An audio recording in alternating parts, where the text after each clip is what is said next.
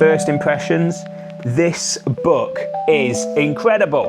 What is happening, guys, and welcome back to episode 2 of the Bimbling Book Club with me, Dan, the content creator behind the platforms Bimbling Books and 𝗶𝗴. But before we go any further, I'd like a little bit of audience participation, if you will. I want to know, honestly, whether anybody has actually watched my first video from the Bimbling Book Club. I want to know whether you joined in or not. If not, why? If you did, then this video will be really useful for you because I'm going to talk about the book that we should have all read this month. And yeah, I'm going to share what I thought about it. So, first off, the book that we read was called 𝗧𝗵𝗲 𝗟𝗶𝗳𝗲 by David Barnett, and the reason I picked this book for our first read was, for me, the cover. It was really striking, and I read the little blurb on the back, and although I'm not into horrors, I thought, yeah, that sounds like a bit of me. So it was set in Cornwall, which I quite often like stories that are set in Cornwall. It means I can quite easily visualise like a place where I think the story might be held, especially with this one, because this was not based on a real place in Cornwall. So you kind of had to use your imagination to think about where you might picture this book taking place, which I'll talk about in a minute. And if anybody has read this book, I want to know where you pictured this book being, because 𝗧𝗵𝗲 𝗟𝗶𝗳𝗲 isn't a real place.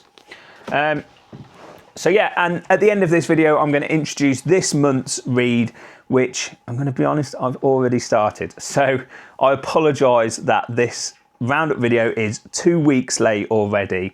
I did say I was going to stick to monthly uploads, but I think the reality of that is that I'm not going to. I'm a slower reader. I have lots of other stuff going on, and yeah, I just didn't find the time to finish the book as quickly as I did. This month's book, 𝗧𝗵𝗲 𝗟𝗶𝗳𝗲 by David Barnett. First impressions, this book is incredible, and honestly, I couldn't put it down. I absolutely loved the story of this from the start. I was really gripped by the story of Meirin Moon and her return back to Cornwall after she'd been away in London. And I think another thing that really resonated with me was how this story strongly replicates the situation that's going on in Cornwall at the minute with people that are from London or from further up north travelling down to Cornwall. FYI, I'm from the Midlands originally, so I'm kind of one of those people, but hear me out. I didn't come to Cornwall with lots of money to buy up a second home or to buy up property from local people. I am still very much a struggling person living in Cornwall, so yeah. But that really resonated with me, the general pretense of this story being based in Cornwall and being about that divide between the locals who live here, or locals and the people who live here, choose to live here, and those what are referred to as 𝗵𝗲𝗟𝗲𝗃, people from up country coming down here and buying up second homes. So that was the first thing that I really enjoyed about this book. The second thing was, where did I picture this book taking place? Because 𝗧𝗵𝗲 𝗟𝗶𝗳𝗲 is not a real place. For me, I immediately thought of Mullion, or Mullion Harbour, Mullion Cove, and then the 𝗬𝗏𝗟𝗔𝗌, the place where we see the tree and the apple tree and the main story taking place. I didn't really have a picture for that in my head. So, what did I actually think of the story? If you are watching this and you've not read 𝗧𝗵𝗲 𝗟𝗶𝗳𝗲, look away now because this is going to be a spoiler. But I absolutely loved the story for this. I thought each chapter was really gripping. I think, in fact, every single chapter was gripping. There wasn't a point where I read a chapter and thought, oh, I could put the book down now and read again, or not read it for a while. Every single chapter I wanted to read on. And I've been out reading in some pretty incredible places this month. So I've been doing a lot of reading out on the coast path, which has been really nice, especially reading something Cornish based like this with an air of mystery. I've been out on the coast path, it's been quiet, I've been reading on my own. So yeah, that has really helped tell the story in my own head. And I've done a bit of reading down the brewery, down my local brewery. I really enjoy going and sitting down reading at St Ives Brewery. So yeah, I've done some reading down there. But I really enjoyed this story. And it's quite unusual for me to meet a new author or to read a story from a new author, especially in a new genre, because horror to me is not something that I'm particularly drawn to. But it's really unusual for me to read the first book from a new author, from a new genre, and fall in love with it. So yeah, I really enjoyed this story. I thought it was absolutely fantastic. The ending was brilliant. The level of suspense contained within this story was phenomenal. And I love the fact that it didn't necessarily have a happy ending, and it left a kind of air of mystery to it. So yeah, Smuggler's Cove was a win for me. Also, I really liked the short chapters. So that there is one chapter. For me, that makes a book really accessible. And actually the size of the font was really good. What did you guys think of it? If you read Scuttler's Cove, or you've already read Scuttler's Cove, let me know what you thought in the comments down below. And let's have a chat about it. I really enjoyed this. So, if you really enjoyed Scuttler's Cove and you're thinking, Dan, is there any more books? Yes, there is. I did a little bit of research into David Barnett after I read this, and he has brought out some other books within this series. Now, they're not linked in terms of the full story together, but if you've read Scuttler's Cove, you will know that on the last page, the dark web talks about places called Withered Hill and Scratch Moss. And I instantly thought, are there other books in this series? Have I missed something? The reality is no, I haven't missed something, but yes, there are other books in this series. So this is the second book of a 3-part book series. The first book is called Withered Hill, which you can see on the back of the book there.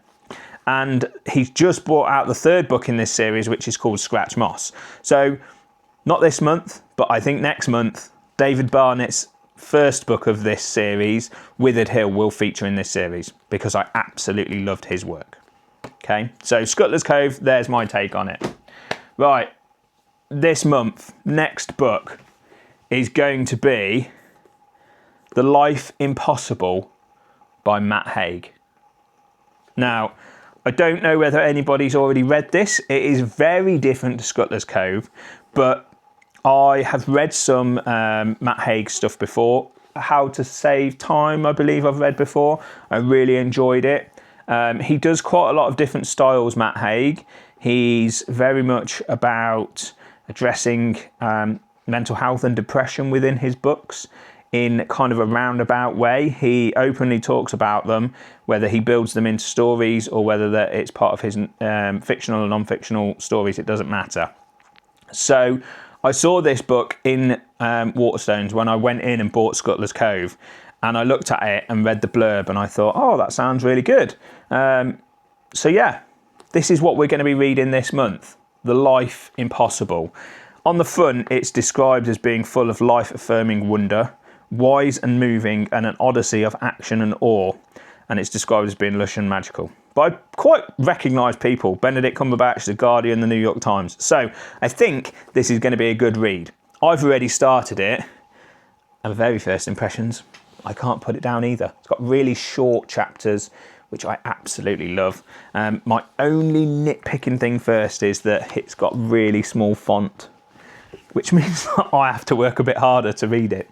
But that is going to be our book for this month. So if you are reading along with the Bimbling Book Club, this month's read is going to be The Life Impossible by Matt Haig.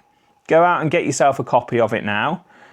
Have a read. You've got about 6 weeks, I think, until I finish this and we move on to another one. And I will do another roundup video of The Life Impossible when I finish reading it.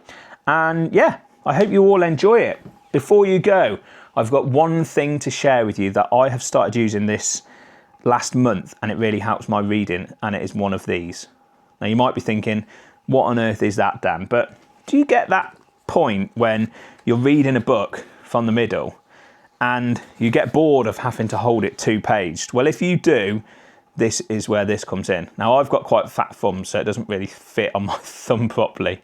But this little device goes on your thumb and then goes in your book and holds the pages open. How incredible is that? It's become really useful for me this last month, especially when I'm out on the coast path or when I'm lying in bed at night and I want to be all I want to be all like cozy and comfy under the duvet, so I just want to have like one hand out so that I can read. But yeah, there we go. If you're thinking about getting into reading a little bit more, or you enjoy being part of the Bimbling Book Club, there's a little bit of something that might be useful for you. I got mine off TikTok Shop. Maybe I'll put a link in the description for the one I got off TikTok Shop, but you can get these pretty much anywhere. I don't really know what they're called. A page holder, maybe. But there you go. That's my little nugget of advice. Go out and get yourself one of those. Anyway, I hope you've all enjoyed this roundup. I hope if you are part of the Bimbling Book Club and you read our first book, which was 𝗧𝗵𝗲 𝗟𝗶𝗳𝗏 by David Barnett, you enjoyed it. Let me know your comments on 𝗧𝗵𝗲 𝗟𝗶𝗳𝗏 if you've read it down below, or if you're part of the Bimbling Book Club and you read it along with us. I want to know what it was like for you. Anyway, go and get the life impossible. I'll see you in the next one. I hope you enjoy it. And as always, join me soon for some more Bimbling Books and Beer.